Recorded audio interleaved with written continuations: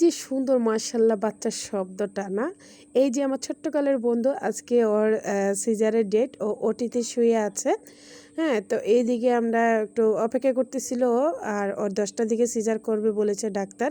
তো এইদিকে আমরা ওকে ভরসা দিচ্ছি, ভরসা দিয়ে তারপর সকাল সকাল চলে আসছি বাসা থেকে। তো নাস্তা করতে পারিনি, তো হাজব্যান্ডে নিয়ে একটু রেস্টুরেন্টে, পাশের রেস্টুরেন্টে একটু বসলাম, কারণ আমার হাজব্যান্ড আজকে ওকে ব্লাড দিবে। আর যেহেতু ব্লাড দিলে তো খালি পেটে দেওয়া যাবে না। তো আলহামদুলিল্লাহ আমার হাজব্যান্ড কিন্তু অনেকের রক্ত দিয়েছে। আর এদিকে দেখেন ওষুধ আর ওষুধ, হসপিটাল আসা মানে বিশাল ওষুধ। তো এইদিকে ও আবার ওর হাজব্যান্ডের সাথে কথা বলতেছিল যে আমি সিজার করতে যাচ্ছি, দোয়া করো। এদিকে আমার হাজব্যান্ড যেহেতু ব্লাড দিবে, তো সেই তো ওর অনেক কিছু প্রসেস ছিল, মানে রক্তর গ্রুপ, তারপর ক্রস মিসিং আর কি কি আসলো ওইগুলো পরীক্ষা করতে এখানে আসলো। তো রিপোর্ট 1 ঘন্টা পরে দিবে, তো অপেক্ষা করতেছিল কারণ ওকে সিজারে নিয়ে যাবে এর জন্য।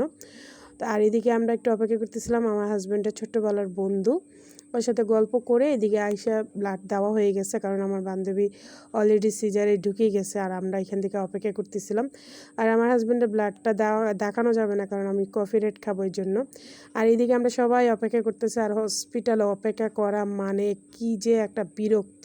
তো বসে একটু সমোসা খেয়ে নিলাম, কারণ সিজার করার কথা ছিল 9টায়, ডক্টর রোগী দেখতে দেখতে সিজার করতে নিয়ে গেছে 12:30টায়।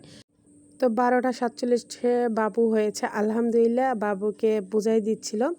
তো দেখেন মাশাল্লাহ বাচ্চা দেখে তো আমরা সবাই খুশি, কারণ ওর জন্যই অপেক্ষা করতেছিলাম সে কালকে রাতে থেকে। আমি সকালে এসে দেখলাম, আর হসপিটালে অপেক্ষা করা মানেই তো মারাত্মক একটা। তো এদিকে আমি আবার একটা ওষুধ নিতে আসলাম, আর এসে দেখি বাবুকে আবার একটু আইসিইউতে নিয়ে গেছে, বাবুর কোনো ঠান্ডা আছে কি না। শিশুর যে আইসিইউটা একটু গরম হিট দিয়ে দিল, তো দেওয়ার পর আবার 1 ঘন্টা পরে দিয়ে দিল। তো এদিকে বাবুর আপন খালা চলে আসলো, আর এদিকে বাবুর একটু আজান দিয়ে দিচ্ছে কানে। আর বাবু আর বাবুর মা আলহামদুলিল্লাহ অনেক ভালো আছে, মাশাল্লাহ মাশাল্লাহ, সবাই কিন্তু মাশাল্লাহ লিখে যাবেন। এইদিকে দেখেন বাচ্চারা মাশাল্লাহ কত সুন্দর, এই বাচ্চা দেখেই তো আমার মানে মাথা কাজ করতেছে না। আমি ছোট বাচ্চাদেরকে অনেক ভালোবাসি, আর ওর মেয়েটা তো মাশাল্লাহ আমার অনেক ভালো লাগছে। এই আন্টি একটু পরপর যাই ওটিতে যেয়ে করতেছিল, দুধ খাওয়াই আনতেছিল। তো আমরা প্রথমে কেবিন যেহেতু পাইনি, সেই তো নর্মাল একটা বেড নিয়েছিলাম কিছুক্ষণের জন্য, তারপর কেবিন খালি হয়েছে, আমরা কেবিনে চলে আসলাম। আর সবাই খুবই মজা করতেছিলাম। তো এইদিকে ওর ভাবিকে রাগাচ্ছিলাম যে আপনার কাছে রাখতেই পারতেছেন না, আপনি বাচ্চা পালতেই পারেন না, ওরে আর ওর খালামুনিরা রাগাচ্ছিলাম। তো আমরা তো অনেক খুশি মাশাল্লাহ বাবুকে নিয়ে। তো যাই হোক 2 দিন পরে বাবুর চেহারাটা দেখেন মাশাল্লাহ ঘুমিয়ে আছে। আমি আবার ওদের জন্য খাবার টাবার নিয়ে আসলাম, 2 দিন হয়ে গেছে। এই যে দেখেন মাশাল্লাহ কতটা সুন্দর করে একদম গুনুসুনা একদম ঘুমের থেকে উঠেছে। হ্যাঁ, আমি ওকে কোলে নিয়ে বসেছিলাম, আমার কাছে খুবই ভালো লাগছে। কন্যা সন্তান কিন্তু আল্লাহর নিয়ামত। অনেকে বুঝে না যে কন্যা সন্তান যে আল্লাহর কত বড় নিয়ামত।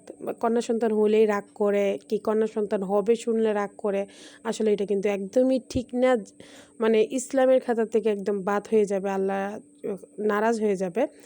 এই যে বাচ্চাটা দেখেন তো চেহারাটা কত সুন্দর। অনেক বাচ্চা ফ্যামিলি আছে বাচ্চা মানে মেয়ে বাচ্চা দেখে রাগ করে, তো মেয়ে বাচ্চা যে কত রহমত এর তো আসলে জানে না। যাই হোক ওর বাবা মার খুবই ইচ্ছা ওকে মাদ্রাসায় পড়াবে, সবাই দোয়া করবেন ওর জন্য, যেন ও মানুষের মতন মানুষ হতে পারে, ইসলামের পথে চলতে পারে। আর জিবাটা দেখছেন মাশাল্লাহ কত সুন্দর, কত ছোট্ট। তো সবাই কিন্তু মাশাল্লাহ লিখতে একদম ভুলবেন না। আর ওর সাথে কিছু ছবি তুললাম। তো আজকের মতন এখানে বিদায়, আল্লাহ হাফেজ। নেক্সট ভিডিওতে ইনশাল্লাহ দেখা হবে।